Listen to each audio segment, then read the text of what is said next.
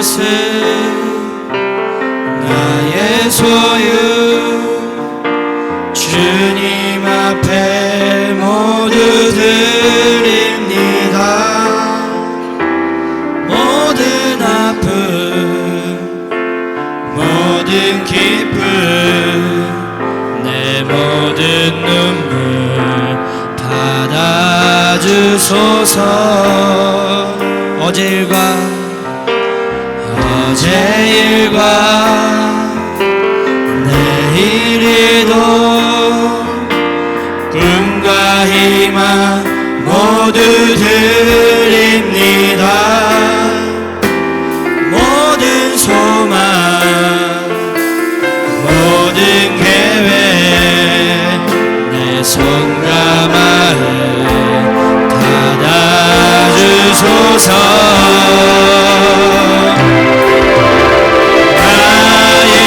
생명을 드리니 주 영광 위하여 사용하옵소서. 내가 사는 날 동안에 주를 찬양하며 기쁨의 제물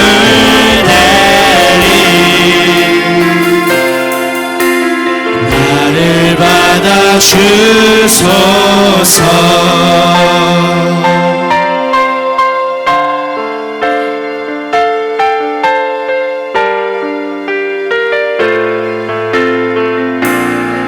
나의 모습 나의 소유 나의 모습 나의 소유 주님 앞에 모두 드립니다. 모든 아픔 모든 기쁨 내 모든 눈물 받아주소서. 어제 일과 내일일도 금과 희망 모두 드립니다.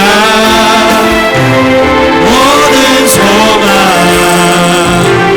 모든 계획 내 손과 마음 받아주소서. 나의 생명을 드리니 주 영광 위하여 오소서. 내가 사는 날 동안에 주를 찬양하며 기쁨의 제물 드리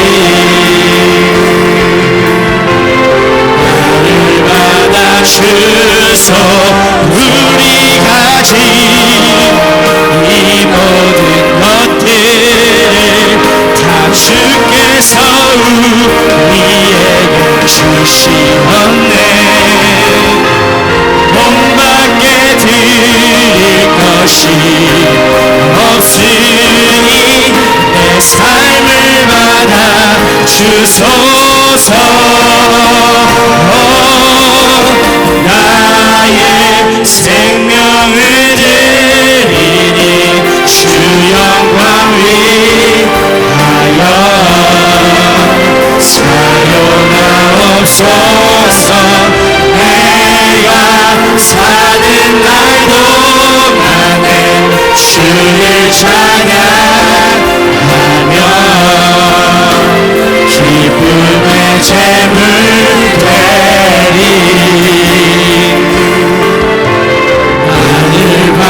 주소.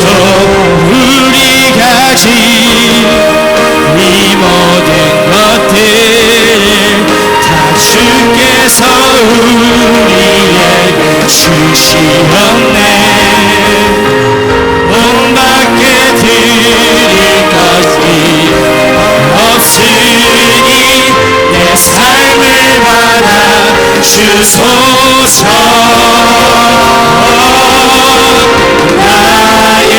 생명을 드리니 주 영광 위하여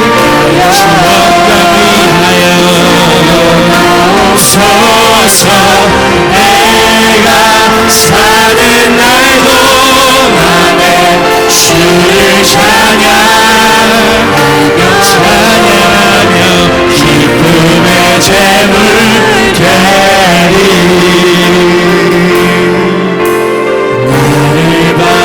주소서.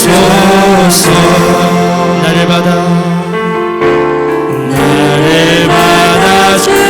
주소서. 아멘. 우리 다 함께 일어나서 주님을 찬양하겠습니다.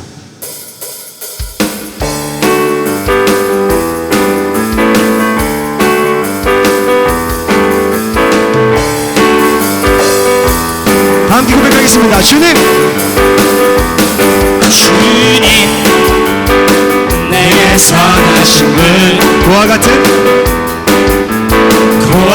나를 위해 주의 자녀 삼아 주셨네. 주님 내게 선하신 분 내 과거를 던지시고 내 죄 세지 않으시네.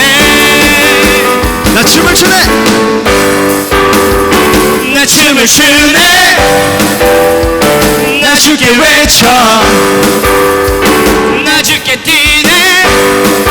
뛰며 돌며 할렐루야. 나나나나 선하신 분 나나나나 선하신 분 나나나나 선하신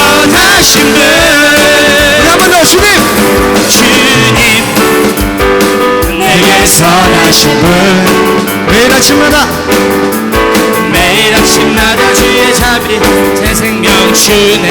한 번 더 주님 주님 내게 선하신 분 주의 손이 주의 손이 내게 계셔 내 기쁨이 주께 있네.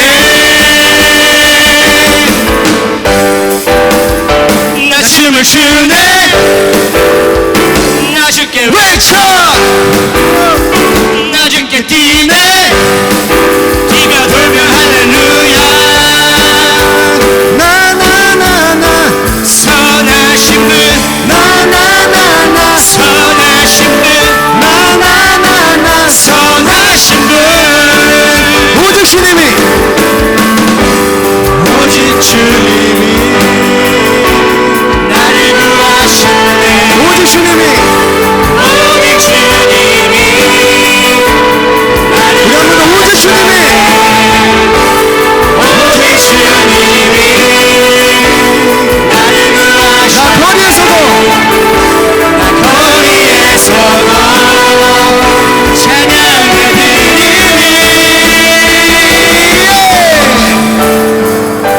선하신 분 나나나나 선하신 분 나나나나 선하신 분 나나나나 나나나나 선하신 분 나나나나 선하신 분 나나나나 선하신 분 우리 한 번 더 나나나나 나나나나 선하신 분 나나나나 선하신 분 나나나나 선하신 분 우리 주님 항상 선하십니다. 할렐루야. 네.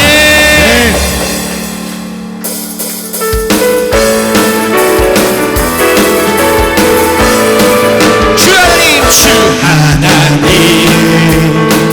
독생자 예수 날 위하여 오시었네. 내 모든 죄 다 사하시고 죽음에서 부활하신 나의 구세주 주 하나님 독생자 예수 날 위하여 오시었네. 내 모든 죄 다 사하시고 죽음에서 부활하신 나의 구세주 역시 살아계신 주 살아계신 주 나의 삶의 소망 걱정 끝이 전혀 없네. 사랑의 주내 할 길 인도하니 내 모든 삶의 기쁨 늘 충만하네. 주 안에서 거듭난 생명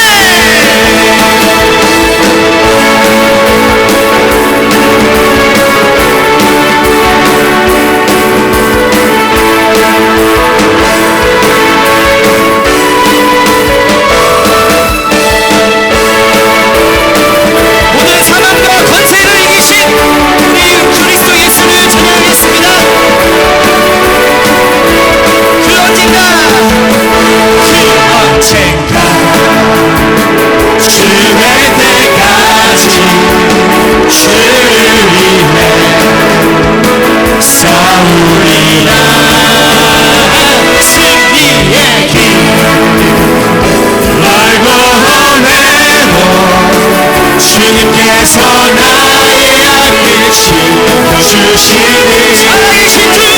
살아계신 주 나의 잠의 소망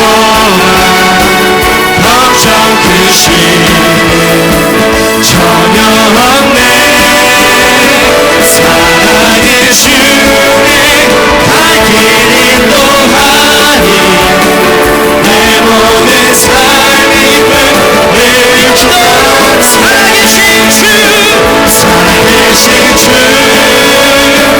나의 잠의 소망 걱정 되시 전혀 없네 사랑의 주님 갈 길 인도하니 내 모든 삶의 기쁨 되신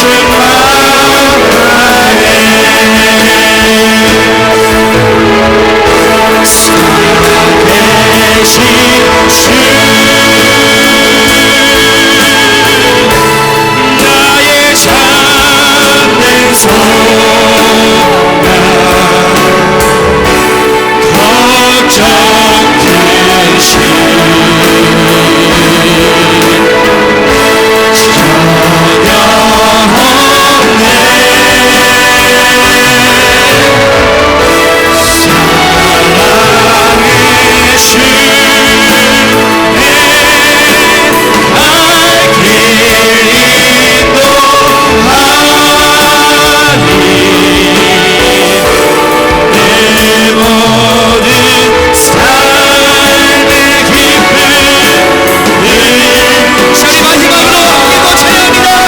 살아계신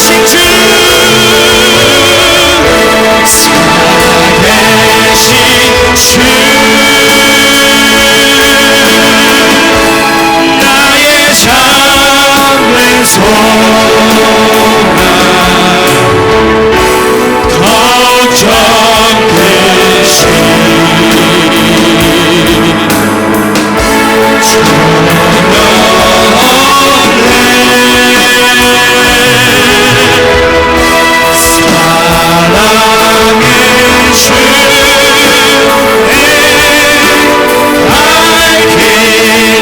사랑의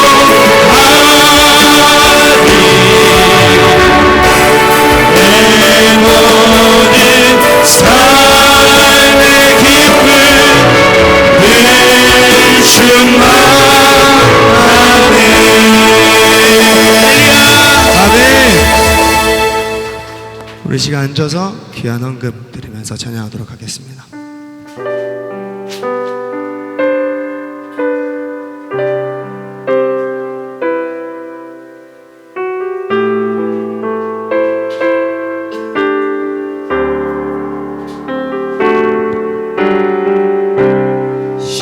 십자가를 참으신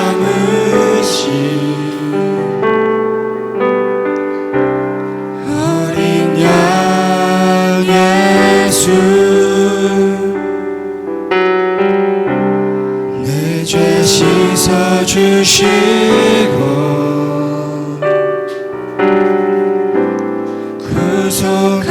구속하셨네 어둠을 물리치신 세상의 빛 예수 영광의 빛 비추사 자유케 하시네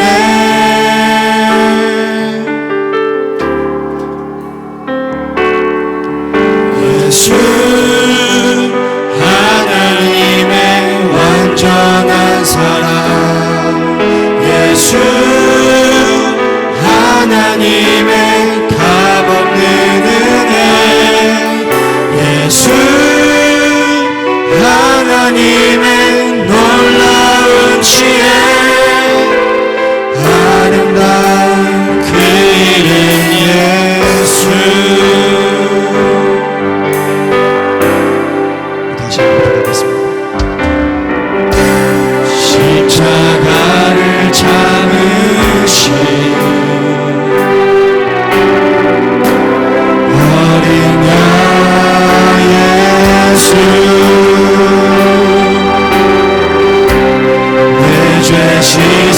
주시고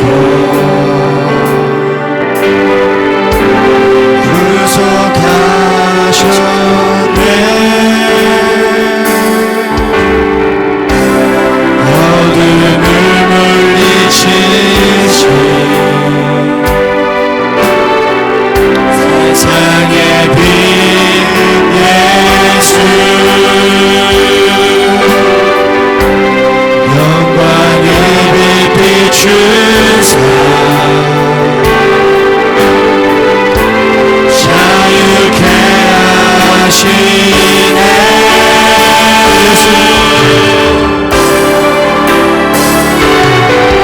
예수 하나님의 완전한 사랑 예수 하나님의 값없는 은혜 예수 하나님의 놀라운 지혜 아름다운 계획 예수 하나님의 예수 하나님의 완전한 사랑 예수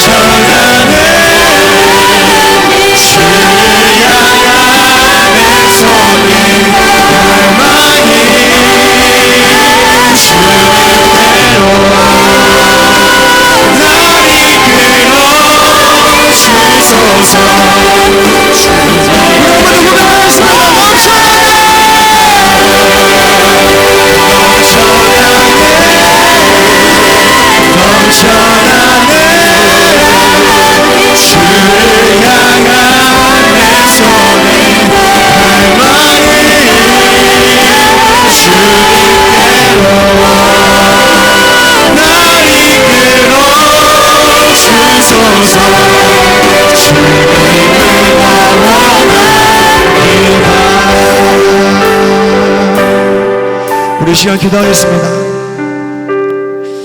오늘도 하나님께서 목사님을 통해 우리에게 주실 때, 그 말씀을 주실 때 그 말씀이 나를 주관하고 그 말씀으로 다시 살아가는 우리 모두가 되게 해달라고, 그 말씀으로 날마다 넘쳐날 수 있게, 말씀으로 넘쳐나는 그런 삶을 살게 해달라고 우리 주여 세 번 부르고 기도하겠습니다. 주여!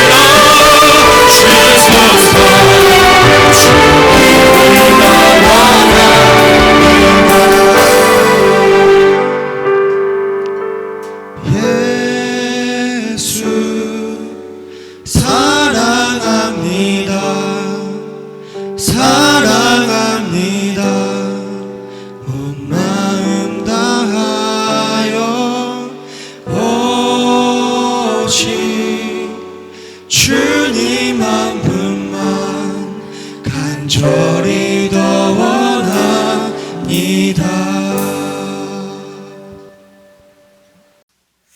우리 하나님 아버지, 하나님 앞에 귀한 예물 드립니다. 주님 나라 천국에 쌓아지게 도와주시고 하나님이 기쁘게 받으실 만한 예물 되게 하옵소서.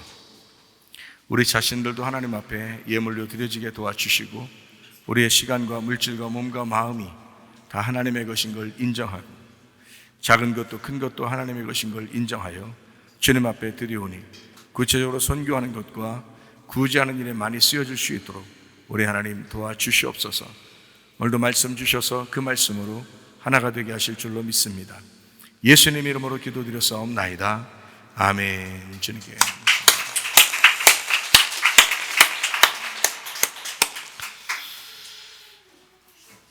요한복음 18장 36절부터 38절까지 말씀. 요한복음 18장 36절부터 38절까지 말씀. 예수께서 대답하시되 내 나라는 이 세상에 속한 것이 아니니라. 만일 내 나라가 이 세상에 속한 것이었더라면 내 종들이 싸워 나로 유대인들에게 넘겨지지 않게 하였으리라. 이제 내 나라는 여기에 속한 것이 아니니라. 빌라도가 이르되 그러면 네가 왕이 아니냐? 예수께서 대답하시되 네 말과 같이 내가 왕이니라. 내가 이를 위하여 태어났으며 이를 위하여 세상에 왔나니 곧 진리에 대하여 증언하려 함이로라. 무릇 진리에 속한 자는 내 음성을 듣느니라 하신대 빌라도가 이르되 진리가 무엇이냐 하더라.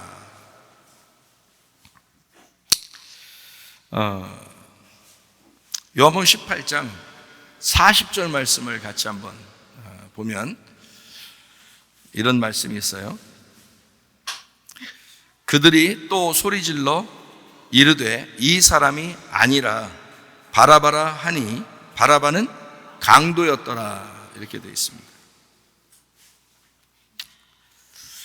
진리라고 하는 것을 우리는 요한복음 8장 32절에 잘 알고 있는 말씀입니다.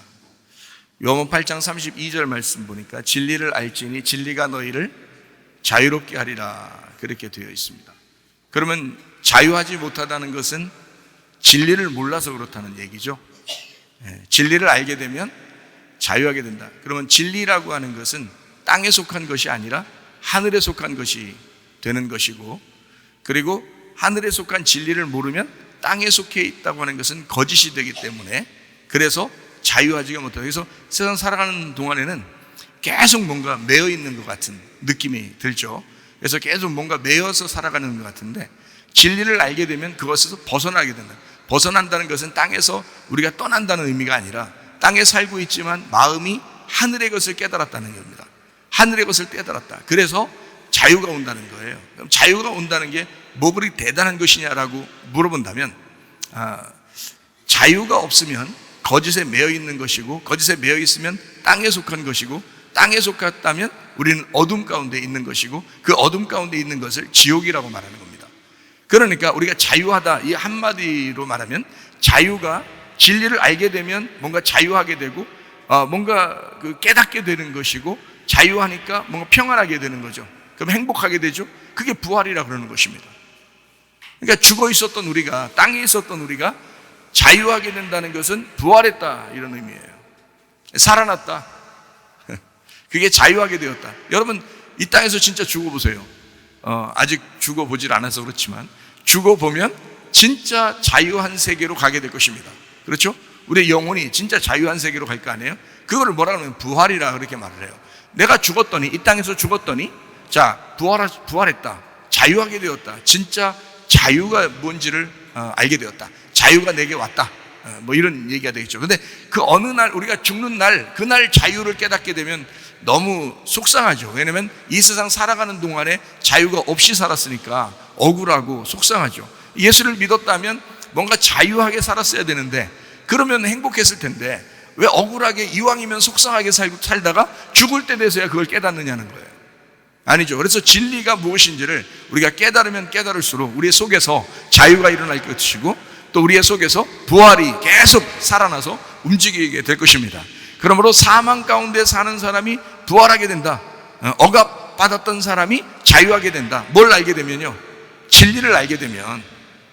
요한복음 8장 32절의 말씀이죠. 진리를 알지니 진리가 너희를 자유롭게 하리라.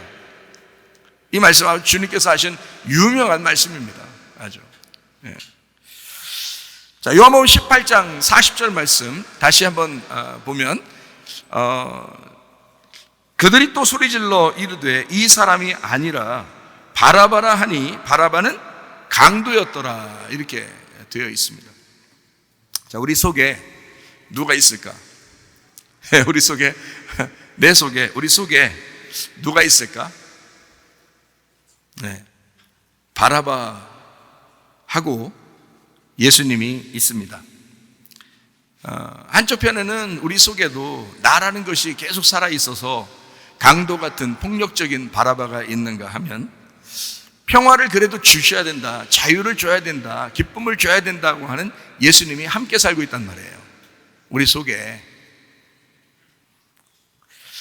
그런데 이제 세상적으로 이렇게 살아가려고 하는 사람들, 어떤 무슨 수를 써서라도 자기가 자기로서 살아가는, 자기를 나타내고 싶어 하는 사람들이 이 세상의 주로 사람들이기 때문에 자꾸 자기를 나타내려고 하죠. 그러다 보니까 이 속에서 힘없이 죽어가는 그 예수님을 죽여서라도 자기를 자꾸 나타내기를 원한다는 겁니다.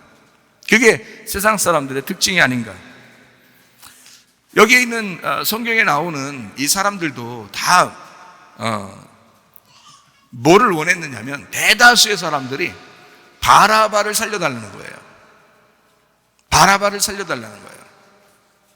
그 당시에 실제로 바라바는 강도였는데 그 강도인 바라바를 살려달라고 그래요. 누굴 죽이고? 예수를 죽이고. 그러면 지금 이 시대에 우리 옆에 예수님이 계시다면 분명히 예수님은 살아야 되고 바라바는 죽어야 되겠죠. 그런데 그게 옆에 있는 게 아니라 우리 안에 있다고요. 사실은 성경을 읽고 있는 독자들, 바로 성경을 읽고 있는 내가, 여러분 예배 드리고 있는 여러분과 제가 지금 우리 속에 바라바와 예수님이 같이 있지 않느냐, 이거야. 보이지 않느냐 이거야. 지금 예수님하고 바라바가 함께 있는 것이 보이지 않느냐 이거야. 여러분은 누구 살려달라고 할 것이냐 이거야. 누구를 죽이고 누구를 살려달라고 할 것이냐 이거야. 여러분, 그 당시의 사람들은 바라바를 살려달라고 했어요. 예수님을 죽이고 바라바를 살려달라. 혹시 지금도 여러분 속에 계신 예수님을 죽이고 바라바를 살려서 어떻게든지 자기 자신을 드러내고 싶어하는 사람들이 있는 건 아닌가? 바라바를 죽이고 반대로 예수 그리스도를 살려서 우리에게 진정한 평화, 하늘의 평화를 달라고 그렇게 하나님 앞에 구할 것인가? 폭력적인 자아와 비폭력적인 자아가 있다면 여러분은 어느 쪽을 선택할 것인가? 예수 그리스도는 비폭력적이고 바라바는 폭력적이었던 사람입니다. 자기 혈기가 있으면 그대로 나타내는 사람이 바라바일 것이고, 그 혈기를 죽이고 어떻게든 자기 자아를 누그러뜨려서 겸손하고 온유하게 살아가셨던 분이 예수 그리스도십니다. 어떻게 여러분은 살아가겠습니까? 무엇을 더 원하겠습니까? 뭘 선택하려고 하십니까? 이런 말이 있어요. 세상에 법보다 주먹이 가깝다, 이런 말이 있어요. 왜냐하면 법으로 하려면 너무 시간이 많이 걸리니까 주먹이 더 가깝죠. 그런 이야기가 있듯이 우리 안에는 사실 혈기로 가득 찹니다. 우리 속에 혈기가 없는 사람이 없어요. 다른 사람에게 잘 보이려고 눈치 보고 다른 사람에게 인정받으려고 혈기를 안 나타내는 척하는 사람들도 있죠. 자기 마음 편하라고. 왜냐하면 그렇게 해야 그 사람이 자기를 욕하지 않을 것 같으니까 오히려 혈기를 내지 않는 사람들이 있죠. 그런데 그런 사람들이 어떤 면에 뒤에서 더 호박시켜가는 사람들이 상당히 많습니다. 그럼 그게 더 나쁜 거 아니에요? 앞에서 차라리 얘기하는 게 훨씬 더 난 거지, 뒤에서 호박시가는 사람이 더 안 좋죠. 우리 속에는 늘 혈기로 가득합니다. 안 나타내려고 한 것 뿐이죠. 속에 있죠. 그 사람이 안 될 수가 있습니까? 그 사람은 늘 그 사람으로 사는 거죠. 예수님은 늘 예수님으로 살듯이 베드로는 늘 베드로로 사는 거예요. 언제 바뀌냐? 예수 만나면, 예수를 진짜 속에 성령으로 충만하게 받아들이면, 예수님이 부활하셔서 그에게 찾아오시면 바뀌는 겁니다. 베드로도 바뀌었어요. 혈기 왕성했던 베드로가 예수님을 만나고 난 그 베드로가 전혀 다르게 됐습니다. 바뀌었어요. 예수님의 사람이 됐습니다. 혈기를 다 죽였어요. 자기가 죽인 게 아니에요. 예수님이 오셔서, 부활하신 예수님이 그 혈기를 다 눌러버렸습니다. 그 하나님의 성령으로 젖어드는 거죠. 그러니까 베드로가 이제는 예수님이 되었습니다. 하나님의 아들이 된 거죠. 베드로가 베드로였었는데 베드로가 이제는 예수님, 하나님의 아들이 되었다. 그래서 죄를 감당하게 됐죠. 여러분이 늘 베드로가 베드로인데, 죽을 때까지 베드로가 베드로인데 어떻게 써먹습니까? 당신이 여전히 죽을 때까지 당신인데 하나님이 어떻게 쓰십니까? 여러분이 하나님의 아들이 되셔야죠. 하나님의 아들이 여러분 속에 들어와 여러분에게 생명이 되셔야죠. 부활이 되셔야죠. 진리의 자유가 있으셔야죠. 그래야 하나님이 쓰실 거 아니겠습니까? 우리 속에는 가만히 냅두면 나는 나예요. 늘 자기는 자기이기 때문에 혈기가 가득하고, 예수로 충만하지 못하면 예수를 죽여버리고 바라바를 살리고 싶은 마음이 우리 안에도 늘 있다는 얘기입니다.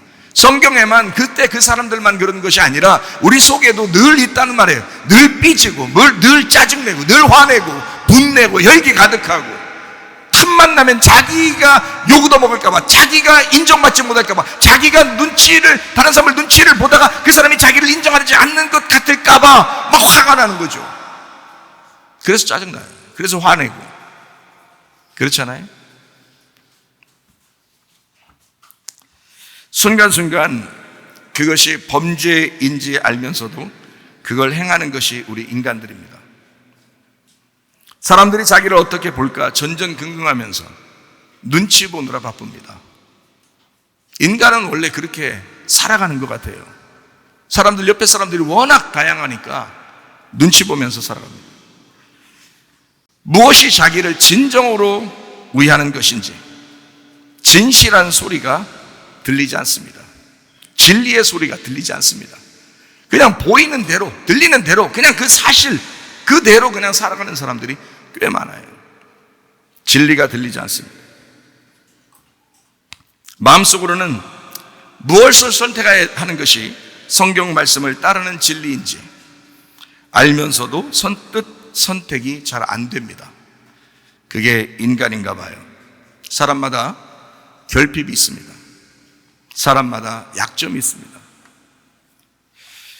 우리가 거스를 수 없었던 땅의 운명들입니다.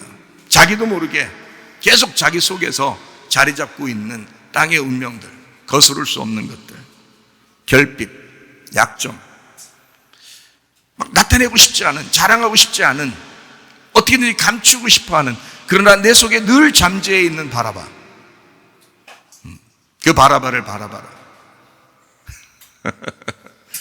이런 건 진짜 웃긴 얘기인데요. 태어날 때부터 원하든 원하지 않든 정해진 부모가 그렇고, 고향과 지역이 그렇고, 혈액형이 그렇고, 타고난 기질이 그렇고, 주로 만나는 사람들이 그렇고, 그 만나는 사람들과 함께 지내는 그 환경과 배경이 그렇습니다. 우리에게 주어진 운명이에요. 자기가 바꿀 수 있는 게 아니에요. 그냥 자연스럽게 흘러가면서 우리가 살아가고 있는 것입니다. 그래서 성경은 잠언서 13장 20절 말씀에 이렇게 나와 있습니다. 잠언 13장 20절 말씀, 지혜로운 자와 동행하면 지혜를 얻고 미련한 자와 사귀면 해를 받느니라, 이렇게 되어 있습니다. 왜 그러냐면 누구를 만나느냐, 누구와 함께 이야기를 많이 하느냐, 누구와 같이 동행하느냐에 따라서 그 자아가 형성됩니다. 옛날에 맹모 삼천지교라는 얘기 들어보셨죠? 맹모 어머니가 이렇게 자꾸 이사를 가면서 그 아들을 이렇게 키우는 그 교육 때문에 자녀를 이렇게 맹자를 이렇게 키우는 그 어머니의 그 마음, 환경을 통해서 이렇게 이 아이가 가니까, 장사하는 곳에 가니까 애가 맨 장사하는 소리만 내더라. 뭐 장례 치르는 그런 옆에 가니까 늘 곡소리만 하면서 살더라. 그래서 이게 공부하는 글 공부하는 서당 옆에 이렇게 살게 되니까 늘 글 읽는 소리를 하더라. 그래서 이제 학자가 되었다. 이런 얘기가 있습니다. 누구와 함께 동행하고 누구와 함께 살고 누구의 이야기를 듣느냐에 따라서 사람이 그런 사람, 그 자아가 형성이 되기 때문에 주님께서도 이렇게 잠언서 13장 20절에 이런 말씀을 하는 거예요. 너 지혜자와 동행해라. 그러면 지혜를 얻는다. 그러나 미련한 사람하고 사귀면 너 해를 받는다. 우리가 과감하게 끊어야 할 사람들이 있습니다. 끊어줘야 합니다. 같이 동행해야 할 사람들이 있습니다. 그 사람과 동행해야 합니다. 여러분, 이거 굉장히 중요합니다. 저는 이것이 인생을 살면서 얼마나 중요한지, 나를 만들어가는 것이다라는 것을 제가 알았고, 주변에 있는 모든 사람들을 만들어가는 것이다. 사람이 운명적으로 태어나서 그 운명을 거스를 수는 없지만 이것을 말씀을 통해서 어떻게 바꾸어 나가야 되는지, 성경에서는 지혜자와 동행을 해야 되는구나, 미련한 자와는 사귀지 말아야 되는구나 라고 하는 것을, 만약에 교회에 와서 진짜 뭐 코로나 시대 3년 동안을 만약에 진짜 하라는 대로 딴 데서 하라는 대로 그대로 했었다면 얼마나 손해를 받겠어요. 근데 교회에서 뭔가 다른 이야기를 했단 말이에요. 그 다른 이야기를 들었던 사람들은 그걸 따랐어요. 그리고 지나고 난 다음에 보니까 오늘도 집사님께서 하시는 말씀이 우리가 승리했습니다, 우리가 승리했습니다 그러더라고요. 이게 뭐냐 이거예요. 누구의 이야기를 들으면 누구와 함께 동행하느냐에 따라서 그 사람의 자아가 형성, 3년의 시간을 보냈는데, 근데 평생 동안 우리가 누구와 함께 지내느냐, 누구의 이야기를 들을 것이냐, 이건 굉장히 중요한 것입니다. 부모가 미련한 사람이 있죠. 남편이 미련한 사람이 있습니다. 아내가 미련한 사람이 있어요. 어떤 사람은 자녀가 미련한 사람들이 있습니다. 어떤 자녀를 보니까요, 부모님 가산을 다 탕진하는 자녀도 있더라고요. 나이가 먹어도 그렇더라고요. 그 사람은 매일 술만 먹고 허랑방탕하고 그런 사람이 있더라고요. 근데 그 아버지가 그 어머니가 뒤에서 돈을 자꾸 주는 거예요. 왜냐하면 사랑스러운 아들이니까. 자기한테나 사랑스럽지 다른 사람이 볼 때는 걔 망나니처럼 보는데 말이에요. 근데 계속 뒤에서 돈을 찔러주는 거예요. 그러니까 이 사람이 또 그 돈 가지고 또 나가서 술 퍼마시고 또 나가서 술 퍼마시고 바뀔 시간이 없는 거예요. 이 사람이 돈이 계속 생기고. 이 사람 만약에 돈 없어 봐요. 돈 어떻게든지 무슨 수를 써서라도 구해서 술 퍼먹습니다. 그렇게 하면 그 미련한 것입니다.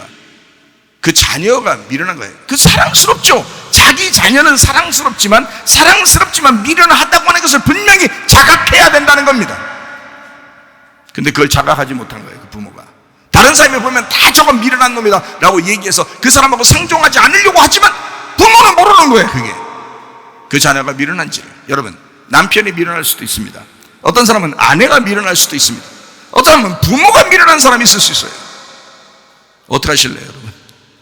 미련한 사람하고는 성경에 보니까 동행하지 말라고 돼 있거든요. 해를 받는다고.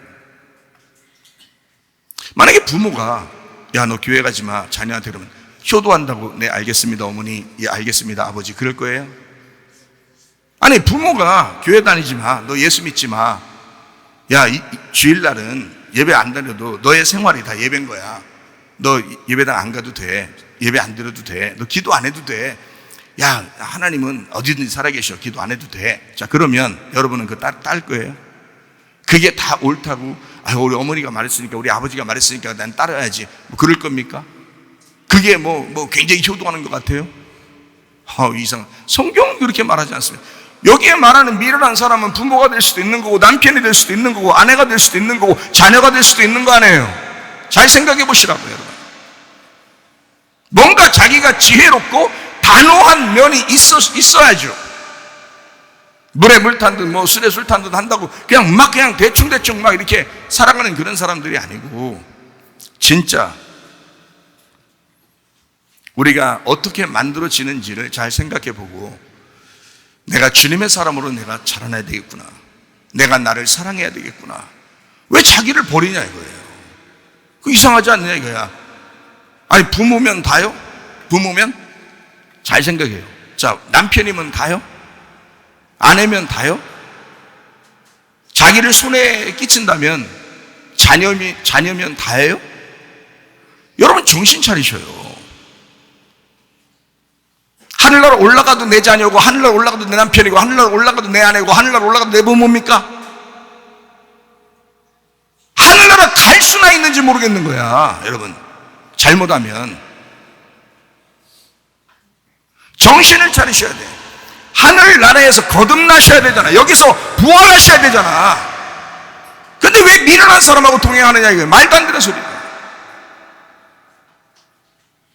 부모가 미련하거나 남편이 미련하거나 아내가 미련하거나 자녀가 미련하게 되면 거리를 두고 살아갈 필요가 있습니다. 이건 굉장히 단호하셔야 돼. 뭐 때문에 단호해요? 주님의 말씀 때문에 단호한 거예요. 주님의 말씀 때문에, 주님 때문에 단호한 거예요. 그게 자기 영혼을 살리는 길이란 말입니다. 네? 정신을 못 차려. 그냥 세상에 나 이렇게 하면 하나님 좋아하시고, 뭘 좋아하셔요 여러분? 그러면 이 세상 사람들, 효자들은 다 천국 가야지. 생각을 해보세요. 이 세상에 자기 아내와 남편을 사랑하는 사람은 다 천국 가야지. 그렇게 따지면 자기 자녀를 사랑하는 사람은, 이 세상 사람은 다 천국 가야죠. 그러나 그렇지 않대. 성경은 그렇게 가르치지 않대. 믿는 자만 천국 가대.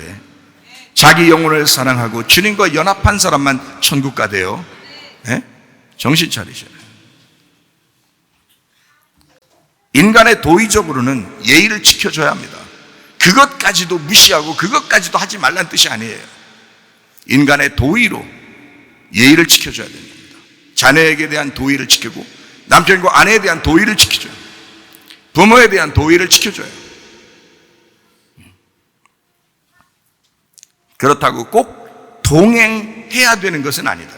꼭 동행해야 한다고 해서 더 달라진 것은 없다 이 말이에요. 여러분이 동행한다고 해서 달라지더냐고요. 잘 생각해 보시라고. 그래서 달라지는 게 아니라고요. 하나님의 역사가 있어야 된다고. 오히려 기도해 주시기를 바랍니다. 자기 영혼을 먼저 챙기세요. 자기가 흐릿흐릿하면서, 자기도 지금 천국 갈지 지옥 갈지도 모르면서, 자기가 하나님의 아들인지도 제대로 모르면서, 자기가 하나님의 자녀인지 진짜 예배를 잘 드리고 있는지, 기도하는 사람인지, 자기가 예배 찬양하는 사람인지, 자기가 하나님 말씀으로 사는 사람인지, 교회 중심의 사람인지, 그것도 흐릿흐릿하면서 뭘 대충대충 막 이렇게 흐느적 하면서 세상을 살아가려고 하느냐. 단호하게 자기를 먼저 챙겨라. 자기를 사랑하는 것입니다. 반듯하게 하나님하고 연결되셔야 합니다. 정신 차리셔야 돼요. 깨어있어 정신을 차려 기도해야 된다. 마지막 때가 되면 더 어렵습니다. 깨어있어서 기도해야 된다. 오히려 미련한 사람들과 동행하는 것이 아니라 그가 누가 됐든 기도해 주는 것입니다. 미련한 행동에 동조해 주는 것이 사랑이 아닙니다.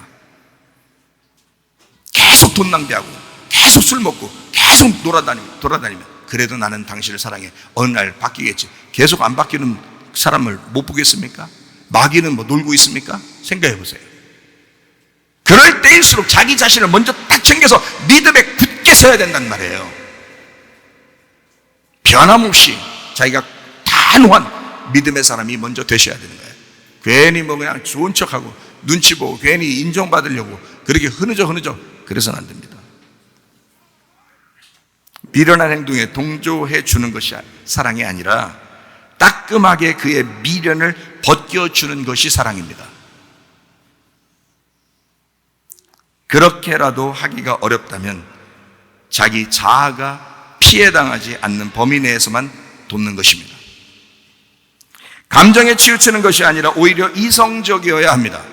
이 세상 살아가는 것은요, 감정적으로 사는 게 아닙니다. 이성적이어야 되는 거예요. 처음에 사랑해서 결혼하죠, 남편과 아내가. 그죠? 그러면 처음에 감정적으로 결혼해요.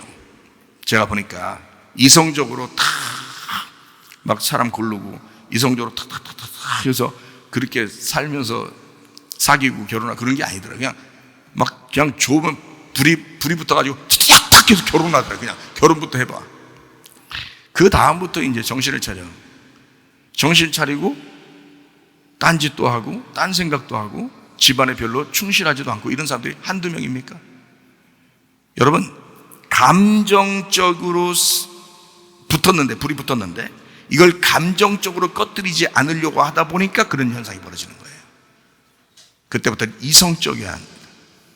이성적으로 철저하게 내 남편이니까 내가 존경하리라 결심해야 됩니다. 내 남편이니까 옷도 잘 다려주리라 결심해야 합니다. 내 남편이니까 내가 밥도 잘 챙겨주리라 결심해야 합니다. 여자들 보세요. 얼굴 표정들 지금. 내 아내이니까 옷을 잘 내가 다려주리라. 같이 해줘야 돼. 이렇게 똑같이. 아니면 삐졌도 여자들이 희한하게 혈기가 살아서 속에 바라바가 엄청 커. 여자 아내니까 밥을 해주리라. 설거지까지 해주리라. 응? 아내니까 발가락도 주물러 주리라. 결심을 해야 돼. 그게 감정의 속에서 안 일어나도 이성적으로 자기를 통제해야 돼. 나는 그렇게 살리라. 나는 그렇게 하리라. 나는 딴 여자는 쳐다보지도 않으리라. 결심을 해야 돼. 그 사람이니까, 짐승도 아니고 사람이니까 결심하는 거예요, 그게. 여러분, 결단하고 결혼했듯이 결단하고 사는 겁니다. 여러분, 그 결심이라고 그러는 거예요. 감정적으로 결혼했더라도 그 감정이 다 없어지라는 뜻이 아니에요. 사람은 살다 보면 감정이 조금씩 없어질 수 있어요. 그러나 그때 이성적인 정신을 차리라 이 말이에요. 하나님의 성령께서 뭘 원하시는지, 하나님의 말씀은 내게 뭐라고 말씀하시는지를 계속 생각하고 가정을 돌봐야 된다. 부모에게 대하는 것, 아내와 남편에게 대하는 것, 자녀에게 대하는 것 다 마찬가지입니다. 감정에 치우치는 것이 아니라 오히려 이성적이어야 된다. 함께 미련에 빠진 행동을 한다는 것은 이건 엄청난 미련에 사로잡힌 것입니다. 남편이 미련한 행동을 하는데 거기에 부인이 교회 갔더니 목사님이 남편에게 존중해서 잘해주라고 해서 계속 그 미련에 함께 동조한다면 그만한 미련이 없어요. 그 미련 집안이 되는 거예요. 이게. 아내가 미련한 행동을 하고 있는데 그걸 끊어줄 생각은 하지 않고, 그를 위해서 정말 단호하게 금식을 해가면서라도 기도해 줄 생각은 안 하고 계속 동조해줘요. 자녀가 또 부모가 그런 미련한 짓을 하는데 거기에 대해서 동조해주고 있다면 그건 아니란 말이에요. 하나님의 말씀은 뭐라고 가르치느냐, 율법적으로 정확하게 이것을 구분해 줄 알아야 된다. 그리고 사랑해 줘야 된다. 이성적으로, 이건 감정에 치우친 사랑이 아닙니다. 이성적인 사랑이라 그 말이에요. 함께 시간을 많이 보내는 것은, 그 미련한 사람하고 함께 시간을 많이 보내는 것은 더 발전적인 자아를 형성하는 데 방해가 될 수가 있습니다. 다시 말하면 자기에게 손해가 된단 말이에요. 그래서 미련한 자와 사귀면 해를 받는다, 그렇게 말하는 것입니다. 잘 생각해 봐요. 어떤 사람이 자기가 봐도 그 부모가 또는 남편이, 아내가 또는 자녀가 미련한 것 같아. 진짜 지혜롭지가 않아. 머리 좋다는 뜻이 아닙니다. 머리 나쁘다 이런 뜻 아닙니다. 그런 말 아닙니다. 이건 하나님 안에서 이 사람이 지혜로우냐 지혜롭지 못하냐, 이게 하나님 안에서 미련하냐 미련하지 않느냐, 이걸 보는 것입니다. 지금 제가 말하는 것은. 그런데 그 사람하고 같이 동행한다? 저는 그렇게 안 합니다. 저는 목사님 너무너무 뭐 이렇게 냉정한 거 아닙니까? 잘 생각해 보세요. 자기 자신이 그렇게 할 만한 시간이 있는가? 그렇게 미련한 것과 동행할 만한 시간이 그렇게 여유 있게 남아 있는가? 잘 생각해 보시라고요.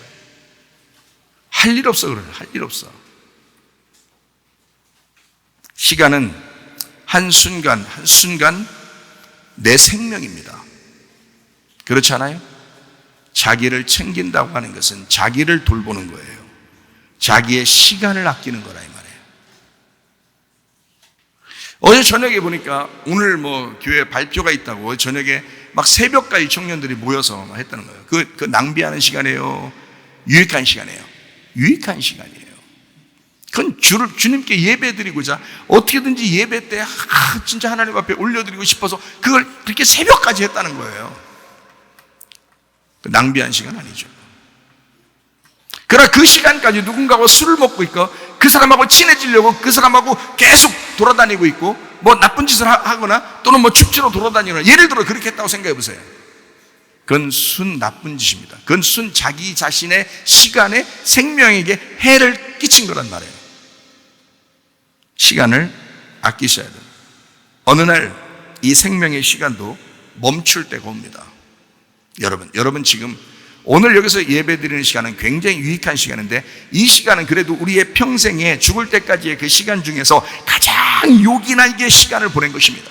이게요, 가장 중요한 시간을 보낸 거예요. 이 시간에, 이 시간 만약에 이 예배 안 드리고 다른 거 했다, 근데 그 시간이 얼토당토하는 그런 어이없는 그런 시간을 보냈어. 그러면 그 시간은 낭비되는 시간이란 말이에요. 우리의 죽을 때까지 그 시간 가운데, 그 생명 가운데, 여러분은 생명하고 시간하고 같은 거예요. 생명하고 시간하고 같이 지금 가고 있다고요. 그 생명이 시간이고 시간이 생명이란 말이에요. 그것이 지금 가고 있다. 생명이 가고 있단 말이에요 지금. 그런데 그 시간을 낭비해요? 나는 그러지 않고 싶다는 거야. 나는 그러지 않고 싶다는 거예요. 근데 내가 그렇지 않고 싶으면서 내 자녀들에게, 우리 성도들에게 여러분은 낭비해도 됩니다, 여러분은 미련한 사람과 그냥 동행하고 여러분 자신들을 미워하고 그냥 마음대로 살다가 주님만 만나면 돼, 이런 식으로 내가 얘기할 수 있겠냐고요. 내 자녀들한테 난 그렇게 얘기 못한다고요. 나는 시간을 최대한으로 아끼고 싶다. 내 생명을 최대한 사랑하고 싶다. 어느 날 이 생명의 시간이 멈추기 때문에 그렇다. 그때까지 나는 아주 중요한 순간들을 내가 살아가고 있었는가, 그거를 나는 점검받을 것이다. 가장 요긴한 일에 생명의 시간을 쓰셔야 합니다. 이해가 되십니까? 낭비하지 마세요. 주님과의 만남은 준비하고 살고 있는가? 가장 사랑하는 부모와 가장 사랑하는 그 자녀, 하나님을 만날 준비를 시키고 있는가? 우리의 부모와 우리의 자녀가, 우리의 남편과 아내가 진짜 하나님 만날 준비를 하고 살아가고 있는가? 그걸 점검해 주셔야지. 그거를 점검해 주셔야지. 그래야 여러분이 미련한 사람이 아니지. 그걸 점검해 주지 않으면 당신은 미련한 자요. 여기서 엄청나게 놀아주긴 했지만 그 자녀가, 그 남편과 아내가 어느 날 하나님으로부터 버림당한다면 당신은 미련한 사람이요. 미련한 사람과 그 사람이 만났기 때문에 그 사람도 해를 받은 것입니다. 그 사람이 천국에 갈 수 있도록, 지혜를 얻을 수 있도록 여러분이 지혜자가 되셔야 합니다. 이해가 되시겠습니까? 지혜자가 되셔야 돼요. 나도 나를 만난 사람들이 지혜를 얻을 수 있도록 엄청나게 수고합니다. 저를 만난 사람들이 혹시 해를 당하진 않을까? 나 때문에 시간 낭비하진 않을까? 주님 만나게 도와주는 사람으로서 나는 살아가고 있는가? 나도 나 자신을 준비합니다. 그런저런 시간에 하나님과 교회를 알아보려고 시간을 더 투자해 보시기를 바랍니다. 우리의 살아가는 동안 가장 중요한 순간, 주님과 내가 살아가고 있는가? 말씀과 살아가고 있는가? 내가 교회와 살아가고 있는가? 이것을 점검하시기를 바랍니다. 여러분, 그렇지 않으면 여러분은 엄청 후회하게 될 거예요. 엄청 속상할 거예요.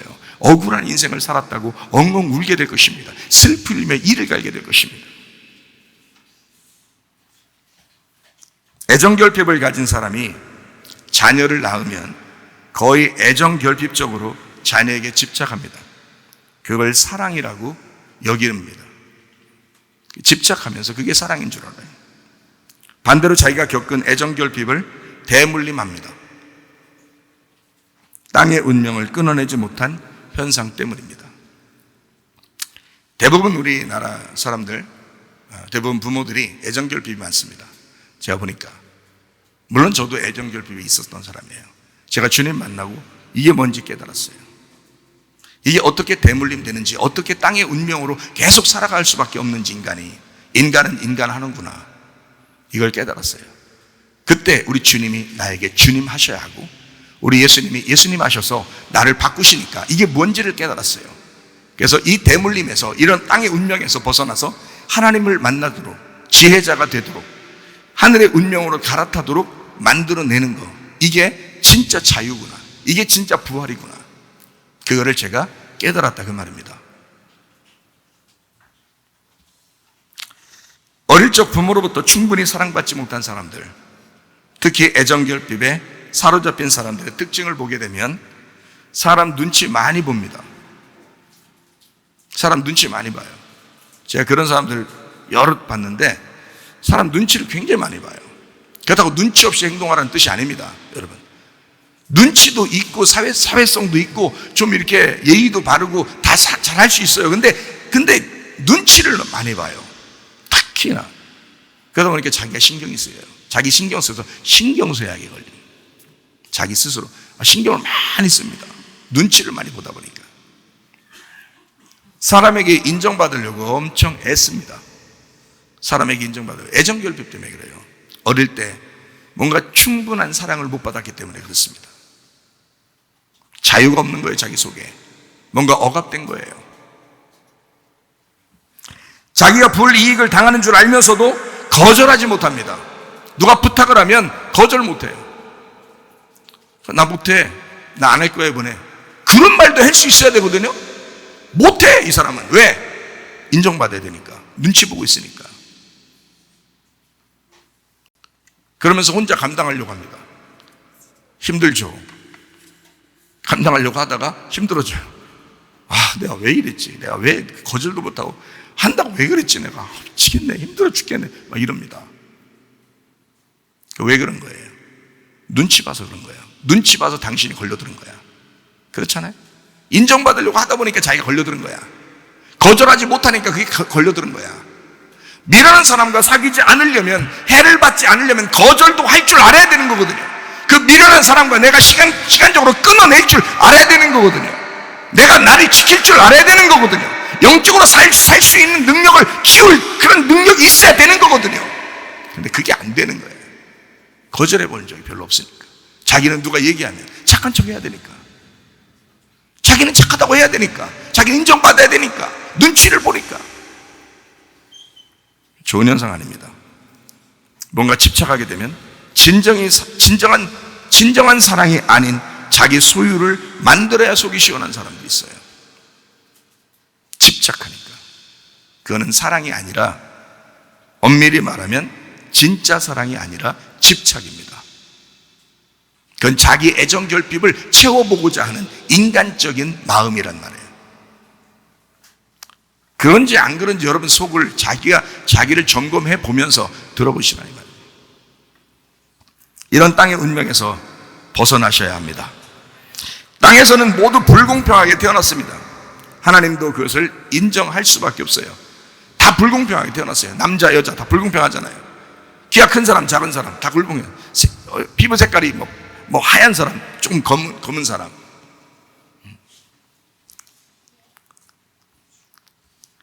뭐 아프리카에 태어난 사람, 유럽에 태어난 사람, 한국에 태어난 사람, 부자로 태어난 사람, 가난하게 태어나 보니까 부자야, 태어나 보니까 가난해. 다 불공평하게 태어난 거예요. 하나님도 그걸 인정하는 거죠. 그래서 주님께 돌아오라는 겁니다. 그래서 주님은 우리 모두의 사정을 아시고 귀를 열어놓고 계십니다. 땅의 운명을 바꿔달라고 진심으로 기도하시기 바랍니다. 사람이 바꿀 수 있는 종류가 아닙니다. 이건 지긋지긋하게 우리의 평생에 태어날 때부터 유전적으로, 전통적으로 끈질기게 나를 따라오는 나의 삶이었기 때문에 이것은 사람이 바꿀 수 있는 게 아닙니다. 하늘의 운명으로 갈아탈 때만 가능한 것입니다. 부활이 내 속에 자리 잡을 때만 가능하신 것입니다. 하나님에게 정직하십시오. 더 감출 필요 없습니다. 예수님은 어디에서나 당당하고 담대하셨습니다. 잘 생각해 보면 예수님은 어디 있으나 항상 당당했어요. 담대하고. 우리 속에 부활의 예수님이 들어오시면 우리도 어디에 있으나 당당하셔야죠. 담대하셔야죠. 빌라도 앞에 있을 때도 예수님은 당당하셨습니다. 담대했습니다. 오히려 빌라도가 예수님에게 물어봅니다. 예수님은 내가 진리를 전파하러 왔다, 내가 진리를 소개하러 왔다. 빌라도가 물어봅니다. 진리가 뭐냐? 진리가 무엇이냐? 오히려 빌라도가 물어봅니다. 자기가 물어봐 놓고 자기가 생각해봐도 예수님은 죄가 없는 거야. 도대체가 이거 어떻게 해야 되나? 이거 자기가 온밤 뒤집어 쓰게 생긴 거예요. 그래서 이 빌라도가 사람들에게 물어보는 거죠. 야, 누가 놔줬으면 좋겠냐? 바라바도 있고 예수님, 당연히 예수님 놔달라고 했으면 좋겠죠. 근데 사람들은 그러지 않았어요. 바라바를 놔달라, 예수를 죽여라. 빌라도가 이거 뭐 어이없죠. 어이없지만 이거 어떻게 할 수 없는, 사람들 밀란이 날 것 같으니까, 소동이 날 것 같으니까.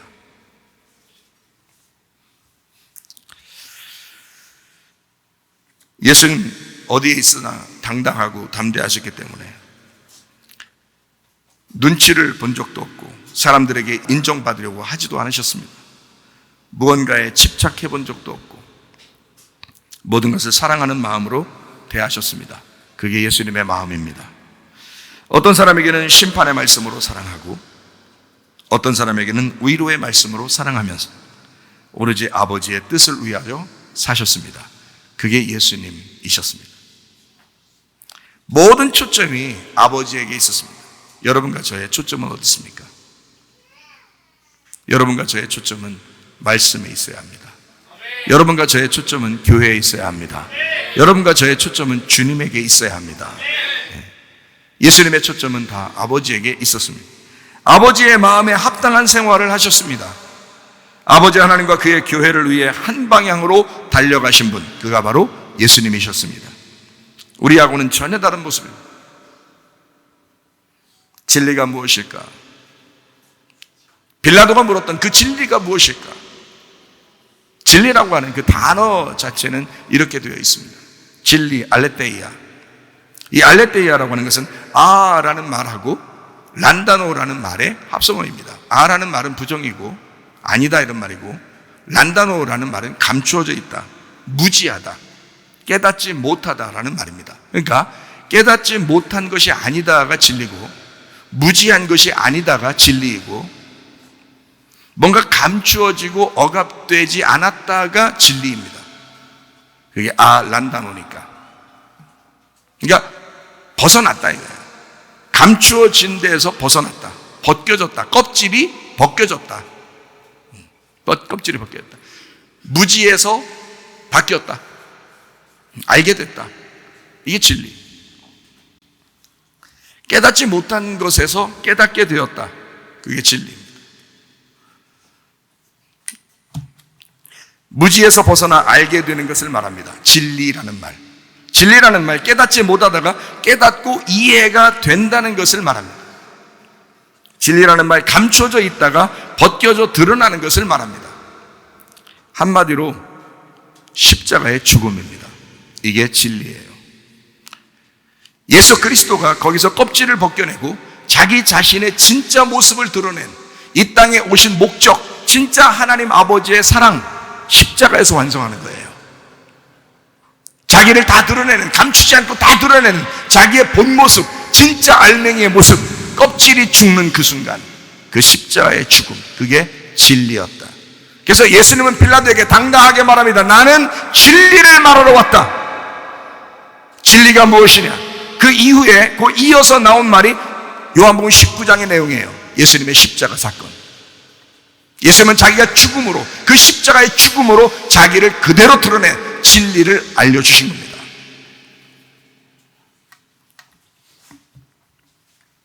거짓이 사라지고 투명하게 말하는 것을 의미합니다. 진리는 껍질이 벗겨져서 알맹이가 드러나는 것을 의미합니다. 진리는 겉이 벗겨져 속이 보이는 진실함을 의미합니다. 진리는 내가 깨지고 내 안에 주님이 나타나는 것을 의미합니다. 그게 진리입니다. 예수님은 십자가 지실 때까지 다른 곳을 바라보지 않았습니다. 아버지를 바라보는 한 방향이었습니다. 우리는 어떠합니까? 우리는 왜 이렇게 세상을 많이 바라봅니까? 왜 이렇게 옆을 많이 바라봅니까? 왜 이렇게 사람 눈치 보며 살아갑니까? 왜 사람에게 인정받으려고 하십니까? 그가 남편이든 아내든 그가 부모든 자녀든 왜 사람에게, 그가 목사든 성도이든 친구이든 왜 사람들을 눈치를 보면서 살아가는가? 왜 사람들의 인정을 받으려고 하는가? 진실로 하나님에게 인정받으려고 해야 된다 그 말입니다. 진정으로 우리는 하나님의 눈치 좀 보고 살아야 된다 그 말이에요. 하나님에게 초점을, 예수님은 오직 하나님에게 초점을 맞추니까 사람들에게 당대하잖아요. 빌라도가 그때 총독이었음에도 불구하고 그 총독 앞에서 예수님은 당당하잖아요. 애정결핍 없는 겁니다. 담대한 겁니다. 자기 자신을 그대로 드러내잖아요. 진리에 대해서. 오히려 빌라도가 당황하는 거죠. 진리가 무엇이냐? 진리가 무엇이냐? 골로새서 3장 1절 2절 말씀. 골로새서 3장 1절 2절 말씀. 그러므로 너희가 그리스도와 함께 다시 살리심을 받았으면 위의 것을 찾으라. 거기는 그리스도께서 하나님 우편에 앉아 계시느니라. 위의 것을 생각하고 땅의 것을 생각하지 마라. 내 안에 혈기로 가득한 바라바를 못 박으시기를 바랍니다. 평안을 주시기 위해서 연합하신 예수 그리스도를 내 속에서 부활시키시기를 바랍니다. 예수님이 말씀하시기를 나는 죽을 테니까 너희만큼은 살아야 한다. 거기에 대한 우리의 반응이 어떠한 태도가 되어야 되는가? 거기에 대한 반응은 어떠해야 하는가? 우리는 어떤 기도로 하나님 앞에 응답해야 하는가? 주님께서 우리에게 말씀하시면 나는 죽을 테니까 너희만큼은 살아야 된다라고 주님 말씀하셨을 때 우리는 그러면 나는 그 주님께 뭐라고 응답해야 되는가? 나는 뭐라고 기도해야 되는가? 주님, 내 속에 나를 벗겨낸 진리로 가득하게 하옵소서. 주님, 내 안에 내가 죽을 테니 예수님이 부활하여 사시옵소서. 우리 하나님 아버지 사랑과 은혜를 감사를 드립니다. 아버지, 내가 죽고 예수 그리스도가 부활하여 살기를 소원합니다. 평생에 하나님 아버지, 우리가 교회 중심, 말씀 중심, 주님 중심으로 거듭나 부활하여 생활하는 주의 사람들이 다 되게 도와주시옵소서. 진정으로 주님과 동행하다가 주님 만나게 도와주옵소서. 예수 그리스도 존귀하신 이름 받들어 기도 올리옵나이다. 아멘. 주여 감사합니다. 우리 하나님 아버지 인도하시옵소서.